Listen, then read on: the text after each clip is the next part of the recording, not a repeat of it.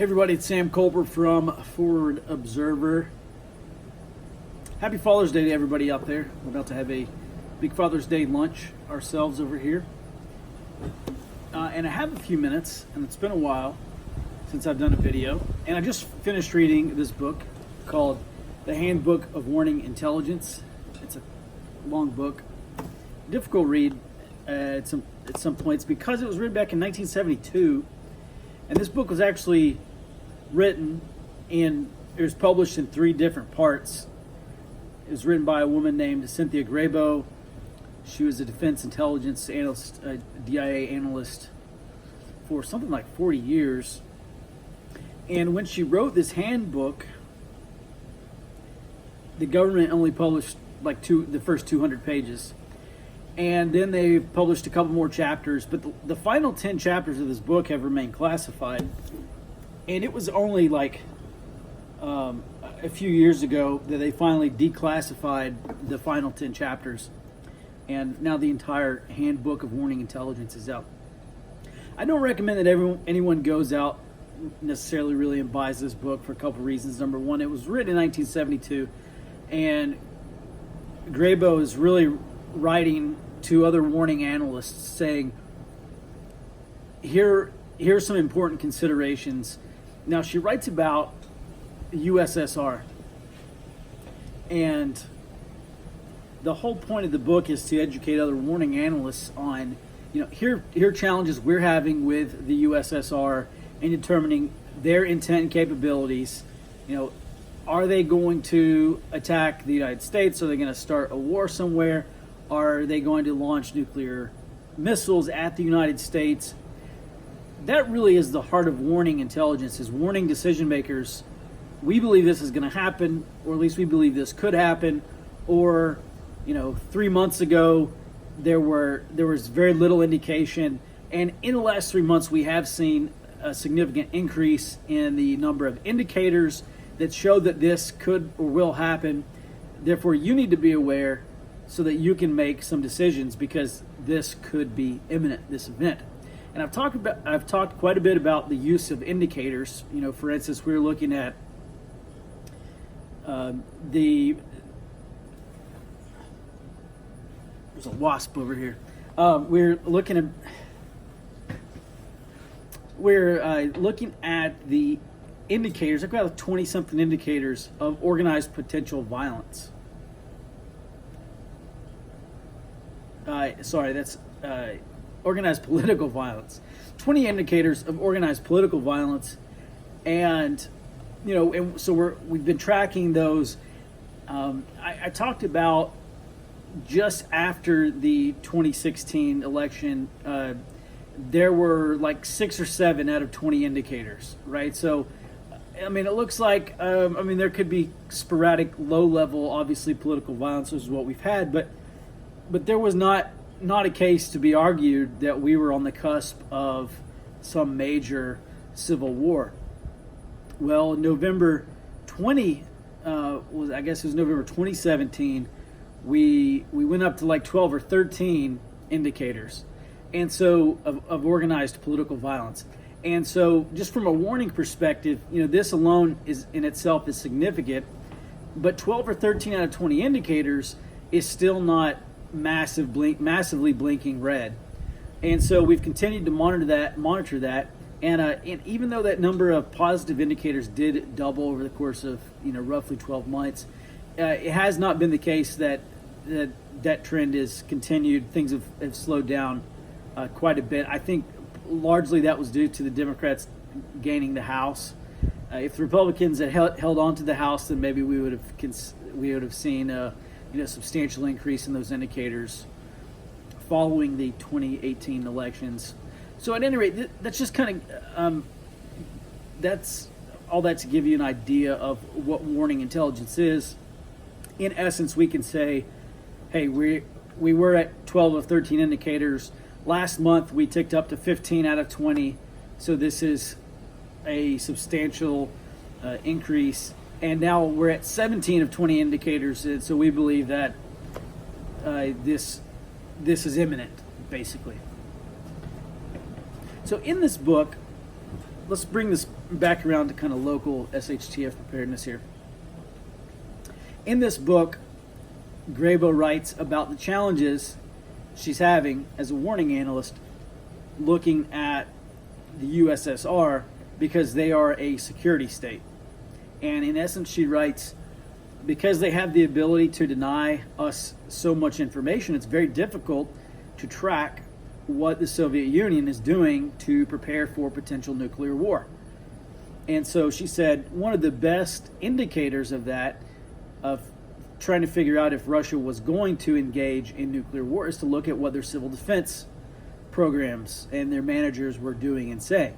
Were they building nuclear bunkers? Were they stockpiling food and supplies and other things? Were they buying? Did they increase their purchase of hazmat suits or iodine pills or medical supplies to deal with nuclear fallout? All these things. And so she's just writing, hey, if we were to see that happen in the Soviet Union, then yes, we could say this is a significant indicator. This clearly shows that if Russia is not planning for, if Soviet Union is not planning for it, then they are at least preparing for that likelihood, which in itself is a very good indicator for United States decision makers at the time to say, well, this could be a real thing. So I started thinking, what is the parallel for our mission in community security and kind of family, homestead preparedness, community preparedness? And the answer is that we're really blessed here in America because there's such an abundance of information, and a lot of times all we have to do is just go out and get it. One thing that I recommend that everyone do as a part of your area studies, to go out and find your local county and probably state websites and go spend some time surfing around on there, see what kind of information there is. If you see something that's significant or has intelligence value, copy and paste it, put that into your area study. A really great example is, what is your county's emergency management action plan? Most counties should have those, and it will give us an idea of what your county is preparing for in terms of emergencies and disasters. That may, there may be something in there that you have not considered before, and if your county is at least recognize the potential, then we should too, in terms of our level of preparedness. And then the flip side is, let's look at what our county's not preparing for. If there are things that greatly concern you and your county basically has no plans to deal with that, and let's just say that's a likely event, then that's an indicator that things could be potentially worse, because through ineptitude or a failure to plan for these events, your county, your local government's not going to have any response whatsoever, and could make things greatly worse. Could slow the delay of returning to normalcy. Could, by not preparing for second and third order effects, i.e., say criminality, maybe we could say, look, we expect our level of criminality to be higher because law enforcement has no plan to deal with this event or its effects. Stuff like that, I think, has intelligence value. We can, once we identify that stuff, we can put that into our area study. We can kind of develop our understanding of our mission or potential mission based on that information, and then we can have more realistic expectations of the future once we can do that. Now, a lot of times on these websites, there's not just going to be, what I've noticed has happened is someone will upload, say, a PDF file to a county website, and maybe it will be linked on there for a while, like a few months or a few years, and eventually they redo the website, that link is gone, and the file still exists on that website. There's just no way to link to it. And so what we want to do is we want to do a PDF search for these websites, and we want to just download all the PDFs, or if those PDFs are titled a certain way, just grab the ones that you think has intelligence value. For instance, we were doing an area study for one group, and we noticed that there was once we scraped one of their county websites for PDFs and Excel sheets and other stuff, PowerPoints, other types of files, we found that there was a counter narcotics or counter drug trafficking study on there that had some good threat intelligence for that county. And so a lot of times this information is available. It may be hidden. We just have to go out and find it. And once we find it, then we can get a better picture of what our area could look like during an emergency. And once we do that, then we can really start preparing, being very deliberate for how we prepare for these events. And then I'll also just go ahead and stress, we're not preparing for these events per se, we're actually preparing for the effects of these events. And so once we've identified the event, then we can go through and we can look at the second and third, fourth, fifth order effects. And then once we understand those follow-on effects, then we can really start to prepare for very specific scenarios or very specific conditions. And I tell you, you want to talk about a game changer in your level of preparedness. Being able to anticipate the future like that, being able to reduce your uncertainty about what's going to happen, being able to understand what's likely to happen in the future is going to allow you to prepare for those specific events or conditions.